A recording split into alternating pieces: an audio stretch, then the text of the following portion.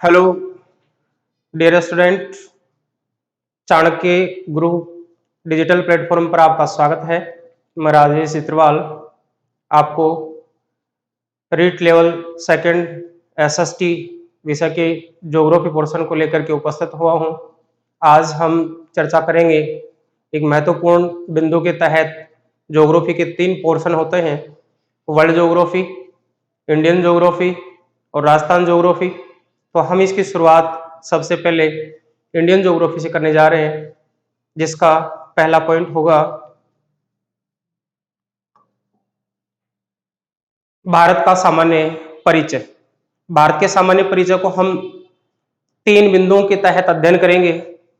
इनमें हमारा पहला बिंदु रहेगा ग्लोब पर भारत की स्थिति, नेक्स्ट बिंदु रहेगा अपना एशिया में भारत की स्थिति और तीसरा बिंदु रहेगा पड़ोसी देशों के साथ भारत की स्थिति।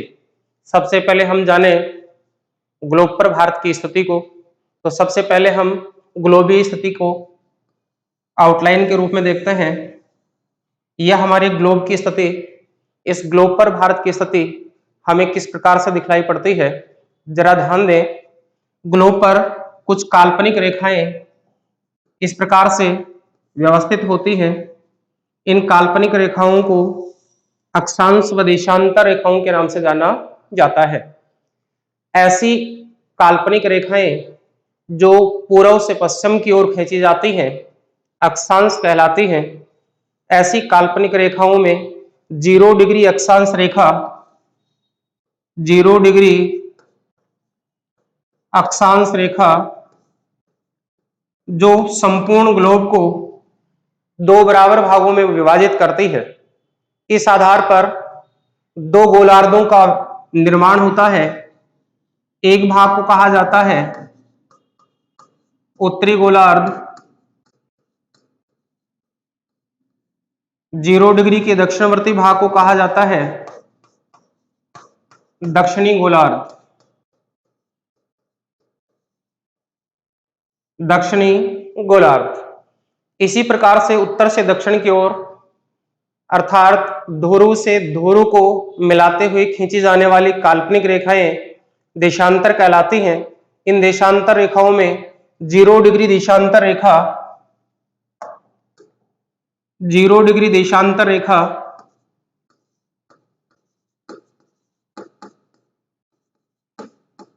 जो संपूर्ण ग्लोब को 2 बराबर भागों में विभाजित करती है। इसके 2 गोलार्धों का विभाजन पूर्व और पश्चिम की ओर होता है, जो हमें इस प्रकार से दिखलाई पड़ता है। इस गोलार्ध को कहा जाता है पश्चिमी गोलार्ध,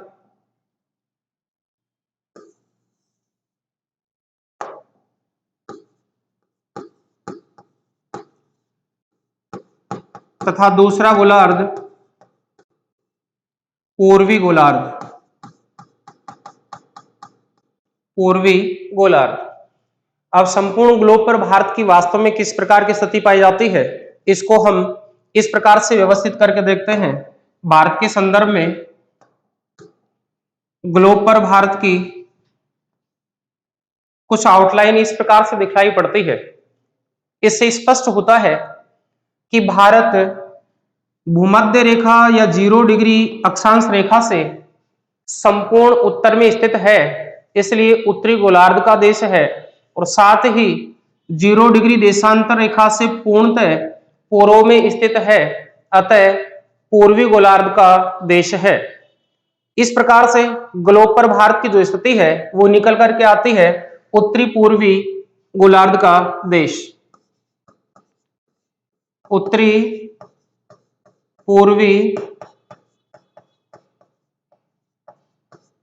गोलार्ध।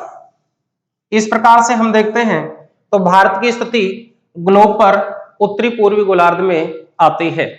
अब हम नेक्स्ट चर्चा करें नेक्स्ट बिंदु के तहत।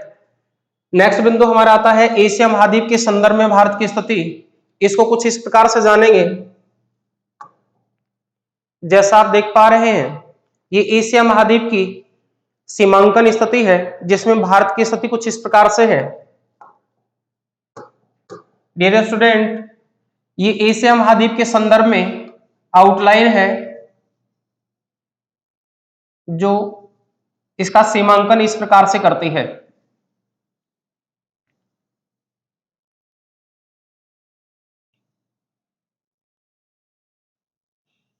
ये एशिया महाद्वीप की आउटलाइन है।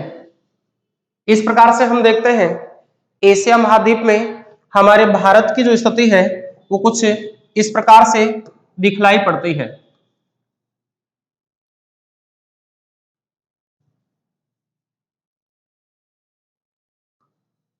इस स्थिति को भारत कहा जाता है। इस भारत की स्थिति एशिया महाद्वीप में हम विभाजित करके देखें तो हमें एशिया महाद्वीप में भारत की स्थिति कुछ इस प्रकार से स्पष्ट होती नजर आती है। जैसा कि इस विभाजन के साथ ही स्पष्ट होता है, भारत दिशाओं के साथ पूर्वी, पश्चिमी,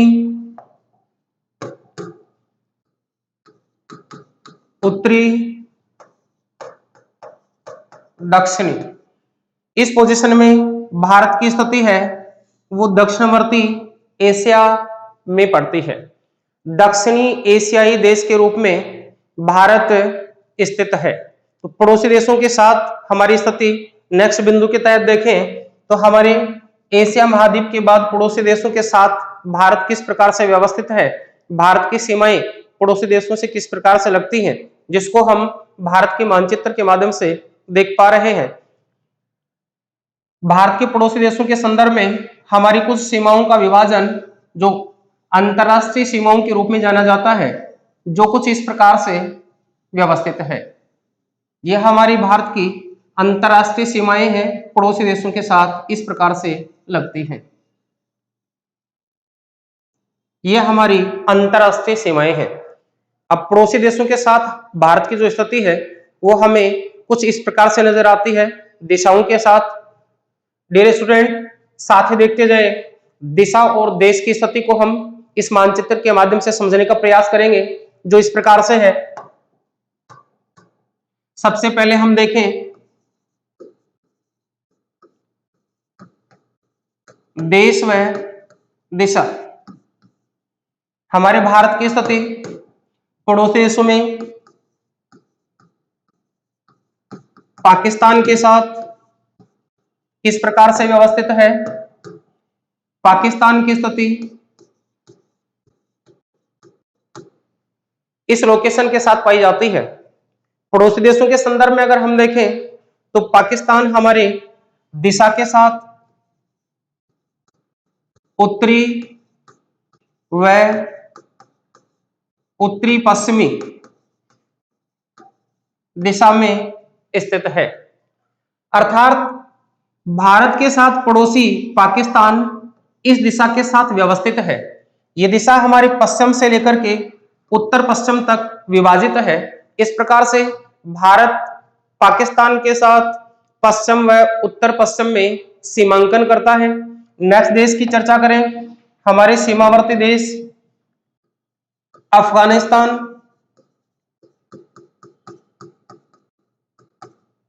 अफगानिस्तान के साथ में हम देश दिशा को देखें, अफगानिस्तान की जो सीमांकन है वो कुछ इस प्रकार से व्यवस्थित थी का तात्पर्य वर्तमान में नहीं है, क्योंकि ये क्षेत्र पाक अधिकृत कश्मीर का भाग है और पाक अधिकृत कश्मीर है जिसको हम पीओके के नाम से जानते हैं। ये आउटलाइन, ये बाउंड्री है, ये अफगानिस्तान के साथ अब स्पर्श नहीं करती है, जो इस रूप में है। इस दिशा को हम अफगानिस्तान के साथ देखते हैं।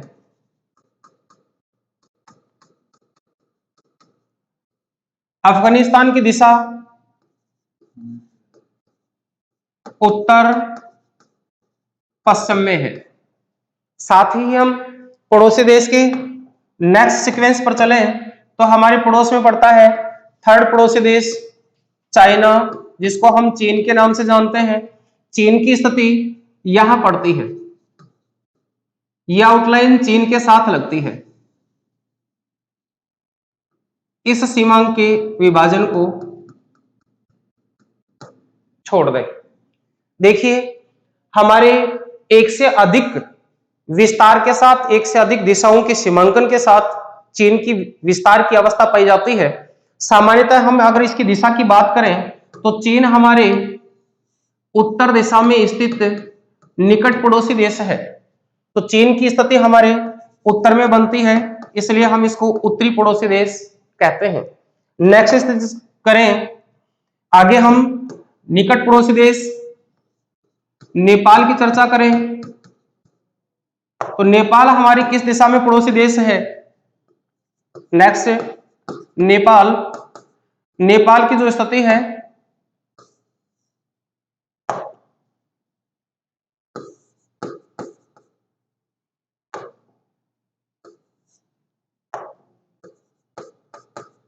ध्यान दें, नेपाल भी हमारे उत्तर में स्थित है। नेपाल की जो सीमाएं हैं वो पूर्णतः भारत के उत्तर में लगती हैं, तो नेपाल भी भारत की उत्तरी सीमाओं पर स्थित पड़ोसी देश है।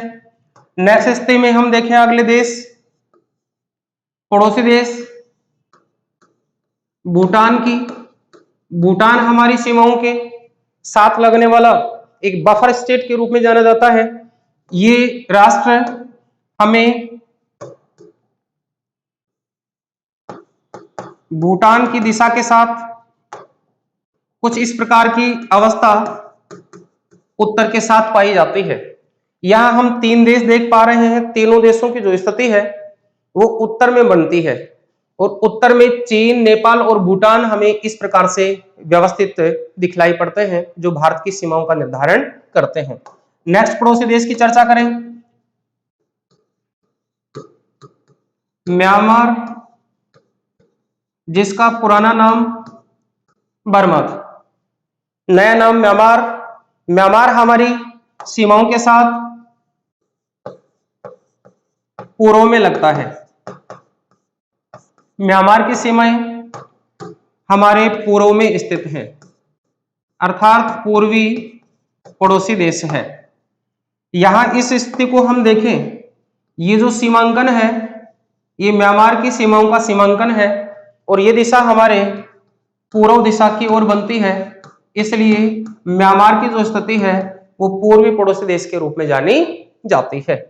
नेक्स्ट हम पड़ोसी देश की चर्चा करें तो हमारी सीमाओं से पूर्णतः आबद्ध घिरा हुआ एक देश है बांग्लादेश, जिसको पहले पूर्वी पाकिस्तान के नाम से जानते थे, वर्तमान में बांग्लादेश के रूप में जाना जाता है। नेक्स्ट पड़ोसी देश बांग्लादेश।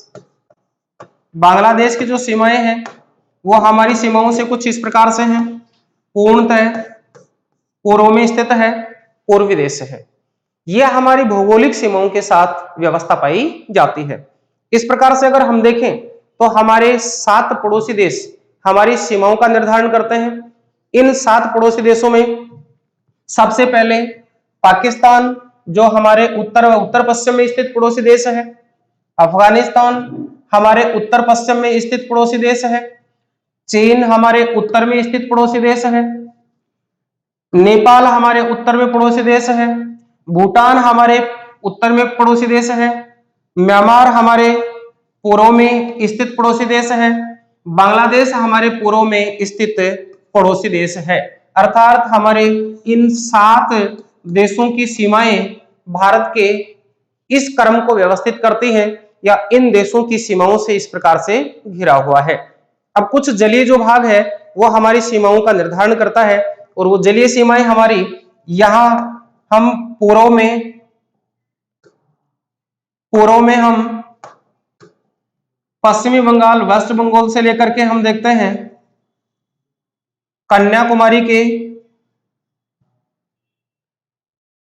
तमिलनाडु के कन्याकुमारी नामक स्थान तक, कन्याकुमारी तक का जो भाग है पश्चिमी बंगाल से, इसको कहा जाता है पूर्वी तट, तथा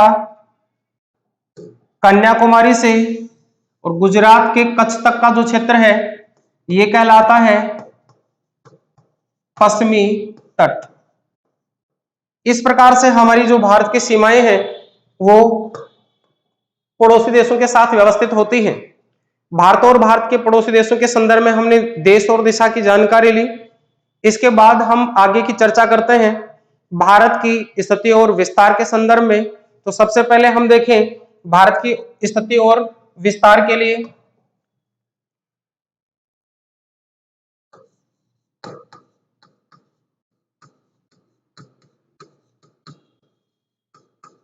भारत की स्थिति एवं विस्तार।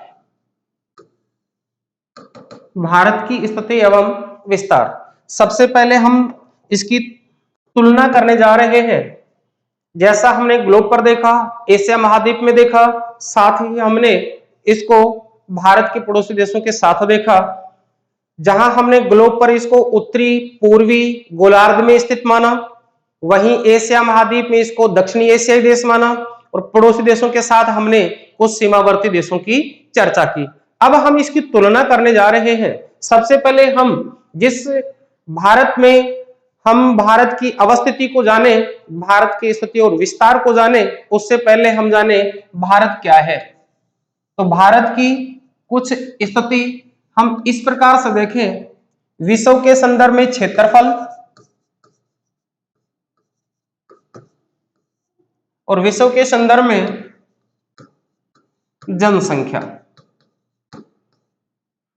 डियर स्टूडेंट, इंपॉर्टेंट क्वेश्चन है। यहां से क्वेश्चन किया जाता है क्षेत्रफल की दृष्टि से विश्व के बड़े देशों का समूह है और जनसंख्या की दृष्टि से विश्व के बड़े देश, बार बार क्वेश्चन आता है। यहां ध्यान दें, क्षेत्रफल की दृष्टि से भारत का जो विस्तार पाया जाता है वो हम देखते हैं कुल क्षेत्रफल का 2.4% भाग भारत का विस्तार है। संपूर्ण विश्व के क्षेत्रफल का 2.4% भाग है वो अकेले भारत के भू क्षेत्र में आता है। इस दृष्टि से अगर हम यहां तुलना करें तो ये भू क्षेत्र 2.4% है। ये 2.4% के अंतर्गत आता कितना है? 32,87,263 वर्ग किलोमीटर। कुल भारत का क्षेत्रफल 32,87,263 वर्ग किलोमीटर पाया जाता है और ये क्षेत्रफल विश्व के कुल क्षेत्रफल का 2.4% भाग रखता है। यहां इंपॉर्टेंट प्रश्न होता है, भारत क्षेत्रफल की दृष्टि से विश्व का 7वां बड़ा देश है। क्षेत्रफल की दृष्टि से भारत की जो स्थिति है वो विश्व में 7वें क्रम पर पाई जाती है, 7वां बड़ा देश है। इस क्रम में भारत से 6 बड़े देश कौन कौन से हैं जो विश्व के भौगोलिक क्षेत्र की दृष्टि से व्यापक भूक्षेत्र वाले देश हैं, जिनको हम दुनिया के विस्तृत देश कहते हैं। 7वां स्थान भारत का आता है। तो डियर स्टूडेंट, यहाँ इन देशों के क्रम को लेकर के प्रश्न होता है और यही प्रश्न आपको सीक्वेंस के साथ पूछा जाता है, ऐसे कौन कौन से देश हैं जो क्षेत्रफल में भारत से बड़े हैं। तो हम देखें, रूस, next number 2 Canada, next number 3 चीन, नेक्स्ट नंबर 4 संयुक्त राज्य America USA, next number 5 Brazil, next number 6 Australia और next number 7 India is great, Bharat. जैसा आप जान पा रहे होंगे, 7 बड़े विश्व के देशों का समूह है, कुछ इस प्रकार से पाया जाता है: रूस, कनाडा, चीन, यूएसए, ब्राजील, ऑस्ट्रेलिया और भारत। तो भारत विश्व का क्षेत्रफल की दृष्टि से 7वां बड़ा देश माना जाता है।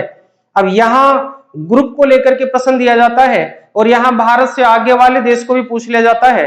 तो डियर स्टूडेंट यहाँ ध्यान देंगे, क्षेत्रफल की दृष्टि से विश्व का 8वां बड़ा देश कौन सा है? तो 8वां बड़ा देश भी इंपॉर्टेंट है, अर्जेंटीना। अर्जेंटीना 8वां विश्व का क्षेत्रफल की दृष्टि से बड़ा देश है। इस प्रकार से हम देखें तो भारत का क्षेत्रफल में 7वां स्थान आता है। यहां से बनने वाले हर प्रकार के क्वेश्चन का आंसर निकाला जा सकता है।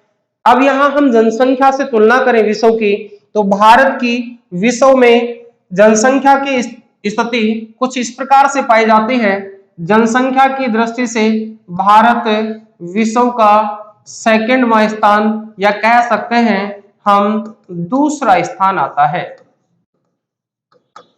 अगर भारत का जनसंख्या की दृष्टि से विश्व में दूसरा स्थान है तो फर्स्ट स्थान किस देश का आता है? तो यहां ध्यान देंगे, क्षेत्रफल की दृष्टि से विश्व का सबसे बड़ा देश, विश्व का सबसे बड़ा देश चीन है। विश्व का सबसे बड़ा देश चीन है।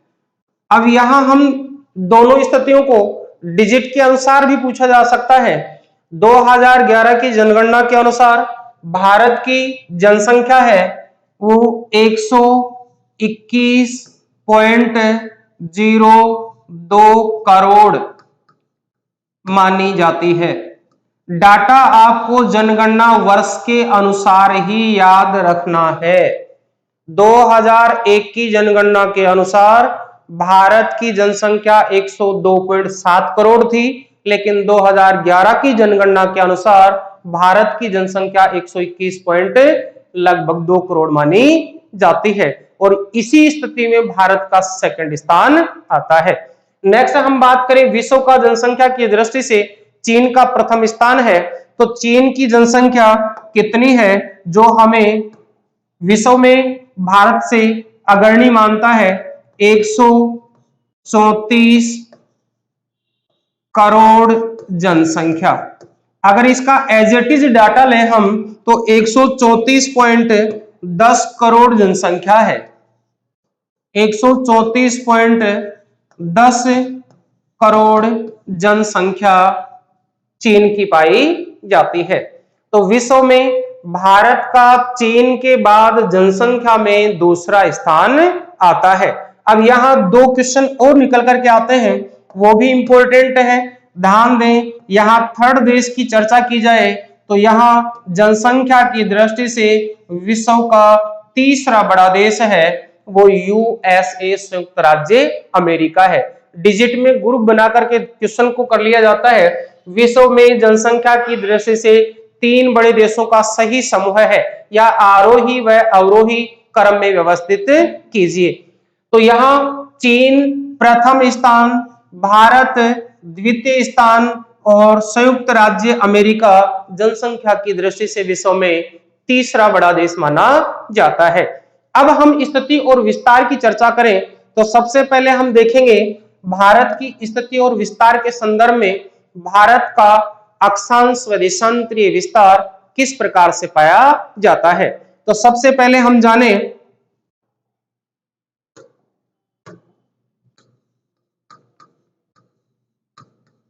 भारत की स्थिति। अब इस स्थिति को हम किसी भी देश की वास्तविक भौगोलिक स्थिति का अध्ययन हमें गणितीय तरीके से अक्षांश और देशांतरों के माध्यम से देखने को मिलता है, या वास्तविक अध्ययन या वास्तविक सीमाओं का जो विभाजन है वो हमें अक्षांश और देशांतरों के माध्यम से किया जाता है। अब यहां ध्यान दें, भारत के संदर्भ में एक आउटलाइन बनाई जा रही है भारत की सीमाओं को लेकर के। हम अक्षांश और देशांतरों की स्थिति को जानेंगे इसी के साथ।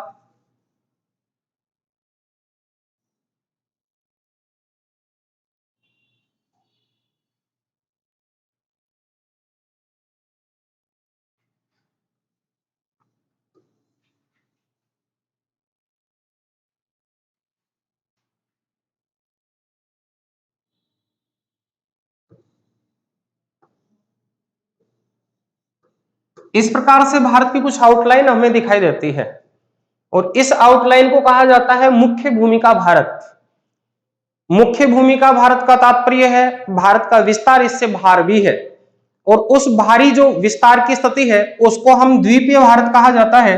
और वो द्वीपीय भारत की स्थिति हम कुछ इस प्रकार से देखते हैं, यहाँ कुछ द्वीपों की स्थिति पाई जाती है और इन द्वीपों को हम अंडमान निकोबार द्वीप समूह के नाम से जानते हैं।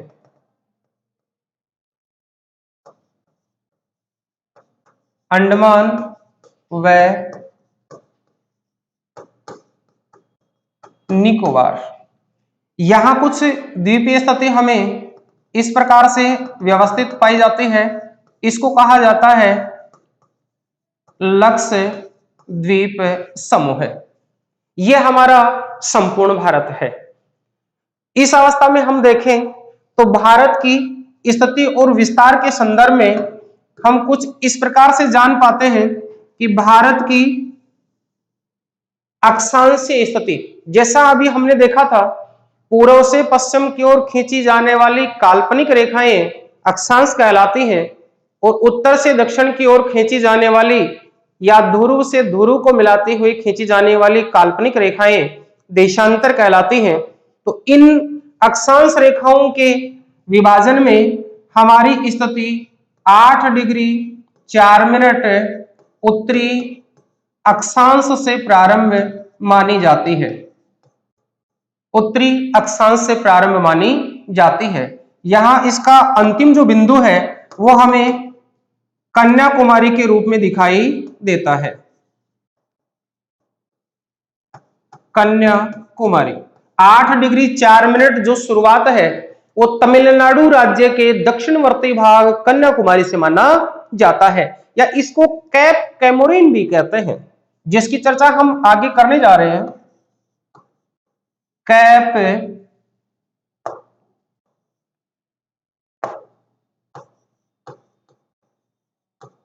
कैमोरिन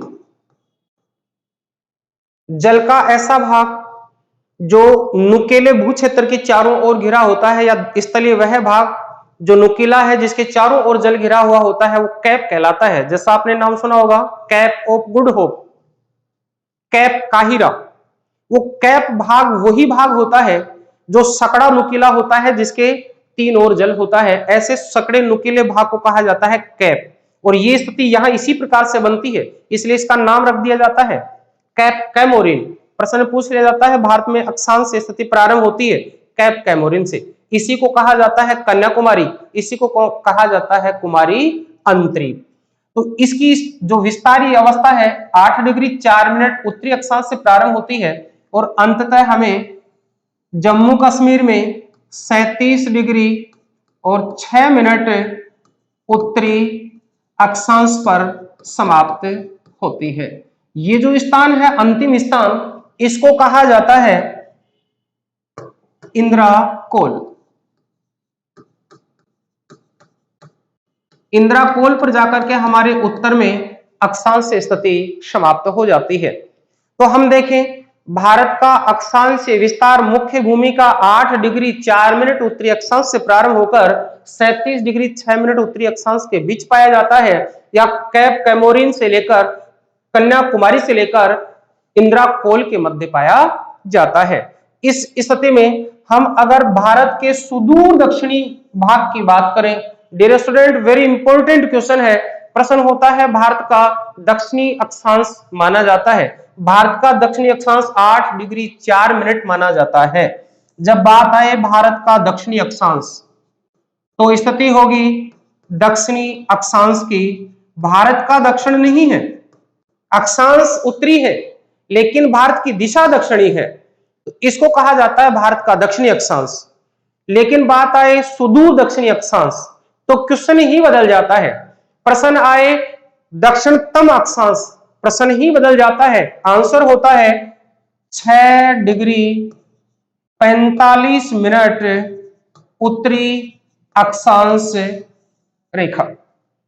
यह हमारे अंडमान निकोबार के निकोबार द्वीप समूह के ग्रेट निकोबार से होकर गुजरती है। ग्रेट निकोबार द्वीप, इससे होकर गुजरती है।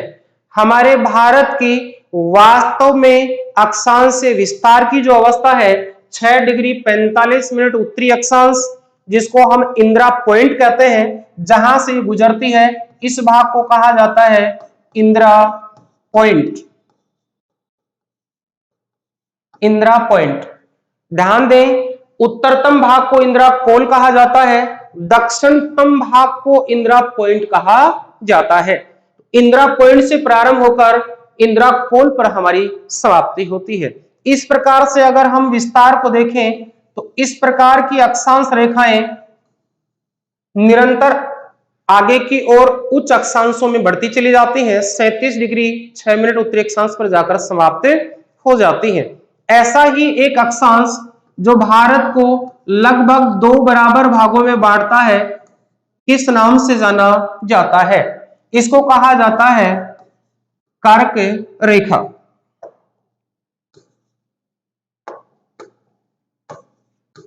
कर्क रेखा के नाम से जाना जाता है। अर्थात इसको हम कर्क रेखा नहीं कह करके ये भी कह सकते हैं 23.5 डिग्री उत्तरी अक्षांश रेखा। ये भारत को लगभग 2 बराबर भागों में विभाजित करता है। अब इसका कुछ विशेष महत्व भी है। जितने भी क्वेश्चन आते हैं मैक्सिमम क्वेश्चन कर्क रेखा को लेकर के किए जाते हैं, सबसे ज्यादा उठाए जाते हैं। ध्यान दें, कर्क रेखा भारत के लगभग 2 बराबर भागों को विभाजित करती है, 2 बराबर टुकड़ों में बांटती है। साथ ही इस कर्क रेखा द्वारा सीमा का विभाजन होता है, और वो सीमा किस चीज की है, यहां से प्रश्न ध्यान देने योग्य है। ये सीमांकन हो गया। इसके दक्षिणी भाग को कहा जाता है उष्णकटिबंध, तथा इसके उत्तरी भाग को कहा जाता है शीतोष्ण कटिबंध। डियर स्टूडेंट, प्रश्न यहीं से निकल करके आता है कि वह अक्षांश रेखा जो 2 कटिबंधों का निर्धारण करती है निम्न में से कौन सी है?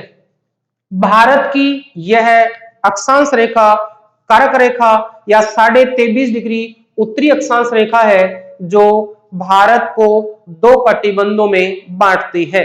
दक्षिणी भाग को कहा जाता है उष्ण कटिबंध तथा उत्तरी भाग को कहा जाता है शीतोष्ण कटिबंध। तात्पर्य यहां आपके क्लाइमेटोलॉजी से लेकर के भी एक प्रश्न आता है, भारत का विस्तार कितने कटिबंधों में है? तो ये आप जान पा रहे होंगे, उष्ण कटिबंध व शीतोष्ण कटिबंध। क्वेश्चन था कर्क रेखा को लेकर के। कर्क रेखा भारत के लगभग मध्य से होकर गुजरती है। कर्क रेखा 2 कटिबंधों का निर्धारण करती है। एक दक्षिणी भाग है जिसको कहा जाता है उष्ण कटिबंध, उत्तरी भाग को कहा जाता है शीतोष्ण कटिबंध। अब यहाँ नेक्स्ट क्वेश्चन आता है कर्क रेखा को लेकर के। तो कर्क रेखा का जो विस्तार है वो हमें भारत के 8 राज्यों से होकर दिखलाई पड़ता है। सबसे पहले हम देखें तो इसका जो विस्तार है गुजरात राज्य से प्रारंभ होता है। नेक्स्ट विस्तार की स्थिति राजस्थान राज्य आता है। नेक्स्ट विस्तार की जो स्थिति है वो एमपी मध्य प्रदेश की आती है। नेक्स्ट विस्तार की जो स्थिति है वो छत्तीसगढ़ की आती है। नेक्स्ट विस्तार की जो स्थिति है वो इसकी झारखंड राज्य के साथ आती है। नेक्स्ट विस्तार की जो स्थिति है वो वेस्ट बंगाल पश्चिमी बंगाल राज्य के साथ में आती है। नेक्स्ट स्थिति इसकी बांग्लादेश के पार करने के बाद में सबसे पहले आती है त्रिपुरा की, और इसके बाद में आती है मिजोरम की। तो इस प्रकार से 8 राज्य जो कर्क रेखा पर पड़ते हैं, या भारत के 8 राज्यों से होकर कर्क रेखा गुजरती है। यहां ध्यान दें, जब इन 2 राज्यों का गठन नहीं हुआ था उससे पहले ये कितने राज्यों से होकर गुजरती थी? याद रहे 2 राज्यों को अलग कर दिया जाएगा तो स्थिति 6 न होकर के स्थिति 7 होगी। वो राज्य कौन सा था जो वर्तमान में कर्क रेखा पर नहीं आता लेकिन इससे पहले कर्क रेखा पर आता था?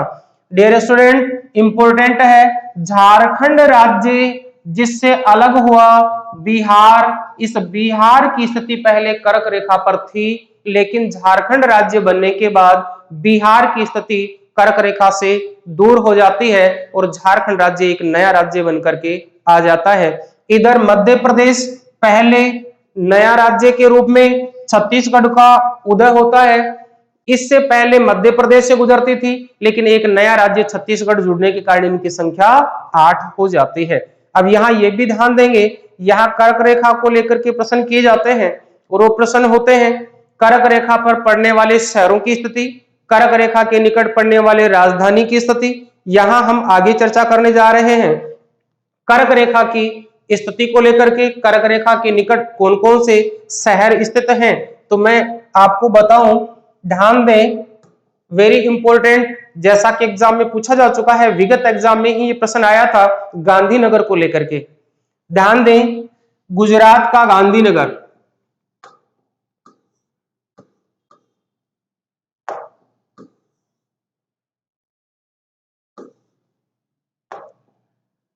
नंबर 1 गुजरात राज्य, गुजरात राज्य का गांधीनगर,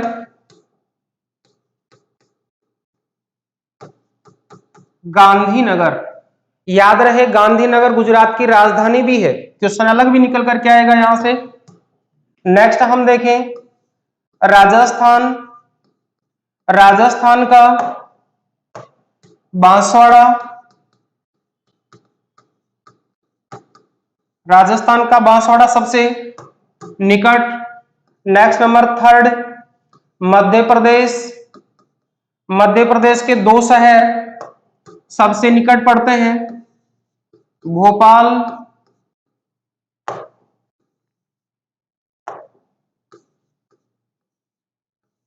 नेक्स्ट पड़ता है उज्जैन। यहां से प्रश्न निकल करके आया है, हम चर्चा करेंगे अभी। देखिए नेक्स्ट राज्य की बात करें हम, तो हम छत्तीसगढ़ की बात करें तो छत्तीसगढ़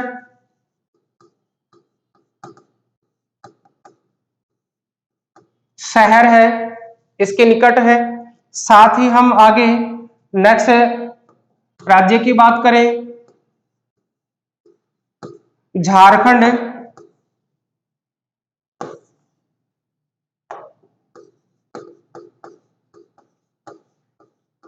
झारखंड राज्य, झारखंड राज्य की राजधानी रांची।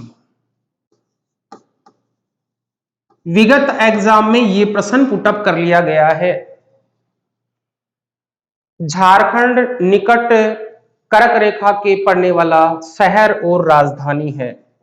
आगे हम चर्चा करें नेक्स्ट नंबर 6 वेस्ट बंगाल, वेस्ट बंगाल इसकी राजधानी है कोलकाता, कोलकाता शहर कर्क रेखा के निकट स्थित है। नेक्स्ट नंबर 7 की बात करें हम त्रिपुरा, त्रिपुरा के निकट कर्क रेखा वाला जो शहर है उसकी स्थिति आती है अगरतला, जो इसकी राजधानी नगर है। साथ ही हम चर्चा करें नेक्स्ट मिजोरम। ये 8 हमारे कर्क रेखा पर पड़ने वाले राज्य और ये निकट कर्क रेखा के लगने वाले शहरों की स्थिति है। डियर स्टूडेंट, यहां से सबसे महत्वपूर्ण प्रश्न बनकर के आते हैं। जैसा आप जान पा रहे होंगे, कोलकाता एक राजधानी नगर है, अगरतला एक राजधानी नगर है, रांची एक राजधानी नगर है, भोपाल एक राजधानी नगर है और गांधीनगर एक राजधानी नगर है। प्रश्न यहाँ 4 ऑप्शन देकर के पूछ लिया जाता है, कौन सा एक राजधानी नगर नहीं है जो कर्क रेखा के निकट स्थित है। अब आगे हम नेक्स्ट सीक्वेंस में देखेंगे देशांतरों को। तब तक के लिए हम आपसे लेते हैं विदा। नेक्स्ट क्लास में मिलते हैं इसी समय इसी चैनल पर। धन्यवाद।